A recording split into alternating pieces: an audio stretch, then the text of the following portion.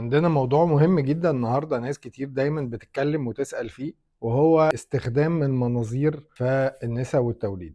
عمليات المناظير بنحتاجها امتى؟ احنا عندنا نوعين من المناظير، ومنظار الرحم. خلينا نبدأ بمنظار الرحم. منظار الرحم احنا بنستخدمه في حاجات كتير، زي ان احنا نشخص تجويف الرحم في الحالات اللي عندهم تأخر في الإنجاب. بعض ساعات حالات من اللي عندهم تأخر في الإنجاب ما بيبقاش عندهم أي مشاكل ظاهرة، السونارات بتاعتهم كويسة، بطانة الرحم بتبان كويسة في السونار، لكن ما بيحصلش حمل أو بننقل فيهم أجنة كذا مرة وما بيحصلش حمل. الحالات دي بنفضل نعمل لها منظار رحم، نبص على تجويف الرحم، نبص على فتحات الأنابيب، نبص على بطانة الرحم هل هي شكلها هيلثي ولا لأ، فيها انفلاميشن ولا ما فيهاش، ونقيم تجويف الرحم بشكل عام.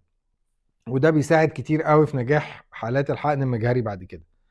استخدام تاني من مناظير الرحم هو وجود لحميات في بطانة الرحم او اورام ليفية موجودة جوه تجويف الرحم. حالات كتير قوي بيبقى عندهم بيريود قوية شوية، عندهم ساعات نزيف او نقط دم بتنزل في اوقات مختلفة، او حالات برضو بيبقى عندهم تأخر الحمل وبيبان في اثناء المتابعة ان هم عندهم بوليب او لحمية جوه تجويف الرحم. دي بتبقى عملية سهلة جدا، بنخش بمنظار الرحم، بنشيل اللحمية دي خالص، وبنتأكد تجويف الرحم رجع سليم وبنخرج. بعد ساعات بيبقى في سيدات عندهم أورام ليفية صغيرة موجودة جوه تجويف الرحم أو ضغط على تجويف الرحم. حالات كتير منهم بنقدر نشيلها بمنظار الرحم الجراحي، إن احنا ندخل بآلة معينة ونشيل الورم الليفي ده، سواء كان كله جوه تجويف الرحم بنشيله في مرة واحدة، أو لو هو ضاغط على تجويف الرحم وجزء منه في جدار الرحم نفسه ممكن نشيله على مرة واحدة على مرتين، على حسب حجمه وعلى حسب عمقه. نيجي بعد كده لمنظار البطن. منظار البطن ليه استخدامات كتير جدا، حاجات ليها علاقة بالحمل وحاجات ملهاش علاقة بالحمل. الحاجات اللي ليها علاقة بالحمل هي تشخيص أي التصاقات موجودة في الحوض، تشخيص البطانة المهاجرة.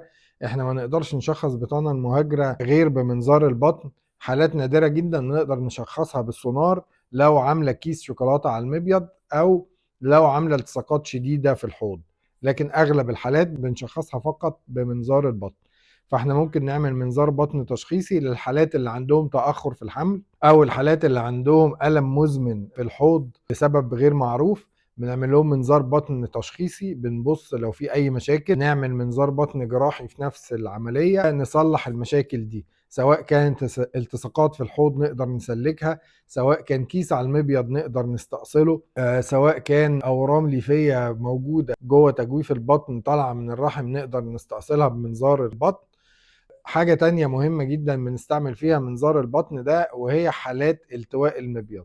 كتير قوي من البنات قبل سن الزواج ساعات بيحصل لهم ألم شديد في ناحية واحدة، وده بيكون في الأغلب سببه يا إما التصاقات موجودة يا إما التواء في المبيض. الالتواء اللي في المبيض ده حاجة متكررة، ممكن تحصل نتيجة وجود كيس على المبيض، أو بتحصل نتيجة وجود عيب خلقي عند البنت، إنه الليجامنت أو الوتر اللي ماسك المبيض يكون طويل عن اللزوم، اطول من اللازم، وبالتالي ده بيخلي المبيض يلف على نفسه ويعمل لها التواء والم شديد جدا. بنعمل ايه في الحالات دي؟ بنعمل منظار بطن، بندخل وبنثبت المبيض دوت بحيث انه ما يلفش تاني وما يحصلش الالتواء ده مره اخرى.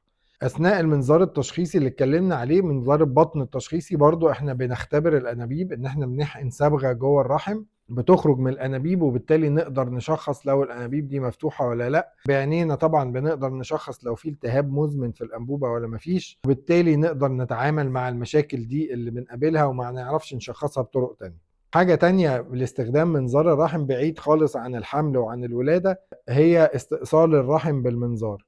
كتير قوي من الحالات بتوصل لسن معين بيبقى عندها مشاكل كتير بتدفعها لانه نستأصل الرحم بتاعها. وده طبعا كان زمان بيتعمل عن طريق عملية جراحية وفتح بطن وتبقى عملية كبيرة. النهاردة نقدر نعمل العملية دي في حالات كتير جدا بالمنظار بدون جروح خالص، ونطلع الرحم من غير ما نعمل اي فتحات في البطن غير الفتحات بتاعة المنظار اللي ما بتتعداش السنتي. فده طبعا بيخلي كفري بعد العملية احسن كتير، الألم بعد العملية اقل بكتير جدا، والسيدة تقدر تستعيد نشاطها وحركتها بسرعة جدا بعد العملية. ارجو ان احنا نكون فدناكم في الفيديو والمعلومات اللي اديناها لكم النهارده. لو اي واحده عندها استفسار تبعت لنا على الدي ام، بليز نفولو الصفحة بتاعتنا على الفيسبوك وعلى الانستجرام وعلى التيك توك. اي اسئلة نقدر نساعدكم فيها ابعتوها لنا او زورونا في العيادة في اي وقت.